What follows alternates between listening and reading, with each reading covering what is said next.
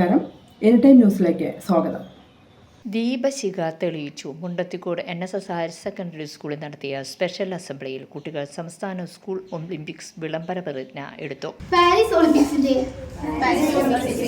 ആരംഭത്തോടെ ലോകമാകെ കായിക ലഹരിയിൽ ആയിരിക്കുകയാണ്. ഈ പശ്ചാത്തലത്തിൽ സംസ്ഥാന സ്കൂൾ കായികമേളയെ 4 വർഷത്തിലൊരിക്കൽ ഒളിമ്പിക്സ് മാതൃകയിൽ സംഘടിപ്പിക്കുന്ന പൊതുവിദ്യാഭ്യാസ വകുപ്പിന്റെ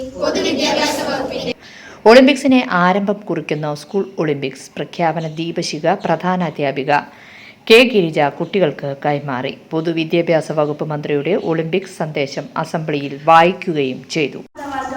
അതീതമായി മാനവ മൂല്യങ്ങൾ ഉയർത്തിപ്പിടിച്ച് മനുഷ്യരെ കൂട്ടിയോജിപ്പിക്കുന്ന മഹത്തായ സന്ദേശം ഉൾക്കൊള്ളുന്ന ലോകത്തിലെ ഏറ്റവും വലിയ കായികോത്സവമാണ് ഒളിമ്പിക്സ്. 33ാമത് ഒളിമ്പിക്സ് പാരീസിൽ ജൂലൈ 26-ന് ആരംഭിച്ചു. രാജ്യത്തിന് മാതൃകയാകുന്ന രീതിയിൽ പ്രഥമ കേരള സ്കൂൾ ഒളിമ്പിക്സ് നവംബർ 4 മുതൽ 11 വരെ എറണാകുളം ജില്ലയിൽ നടത്താൻ തീരുമാനിച്ചു. News desk anytime news. കൂടുതൽ വാർത്തകൾക്ക് ഞങ്ങളുടെ ചാനൽ സബ്സ്ക്രൈബ് ചെയ്യുക, ഫേസ്ബുക്ക് ഫോളോ ചെയ്യുക. വാർത്തകൾ വേഗത്തിലറിയാൻ എനിടൈം